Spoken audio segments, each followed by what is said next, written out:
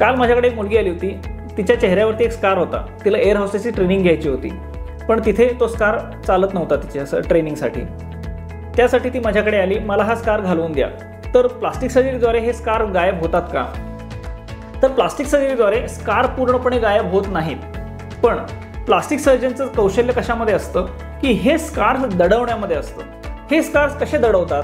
तर plastic surgery scars नाहीसे करू शकत नाहीत, पण त्यांचं प्रमाण कमी करू शकतात, त्याचं दिसण्याचं स्वरूप बदलू शकतात, जेणेकरून सहज दृष्टीला त्या स्कार्स दिसत नाहीत. जर करता एखादी सर्जरी करायची असेल तर प्लास्टिक सर्जन अशा ठिकाणी त्याचा कट घेतो की जे सहज दृष्टीला दिसून येत नाहीत. उदाहरणार्थ, जे कपडे घातल्यानंतर जे आपल्याला शरीर बाहेर इतर लोकांना दिसतं, तर त्या भागावरती इन्सिजन घेतलं जात नाही. किंवा एखादा जुना व्रण असेल तर त्याची दिशा बदलून टाके एका वेगळ्या विशिष्ट प्रकारे, जसं की झेड प्लास्टिक किंवा डब्ल्यू प्लास्टिक केली जाते, आणि जेणेकरून त्याच्या टाक्याची दिशा बदलली जाते. आणि जेव्हा हे टाके नैसर्गिकरित्या मॅच्युअर होतात तर त्यावेळेला ते दिसायचं कमी होऊन जातं, कारण ते शरीराच्या किंवा चेहऱ्याच्या सुरकुत्यांमध्ये दडून जातात.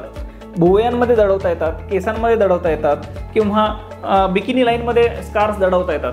तर अशाप्रमाणे एक कुशल प्लास्टिक सर्जन म्हणजे ज्याला स्कार सुंदररित्या दडवता येतो आणि त्यांनी दिलेल्या स्कार्स ह्या सहज दृष्टीला दिसून येत नाहीत, पण त्यांचा तुम्ही शोध घ्यायचाच ठरवला तर त्या मात्र एका दुसऱ्या प्लास्टिक सर्जनला नक्कीच दिसून येतात.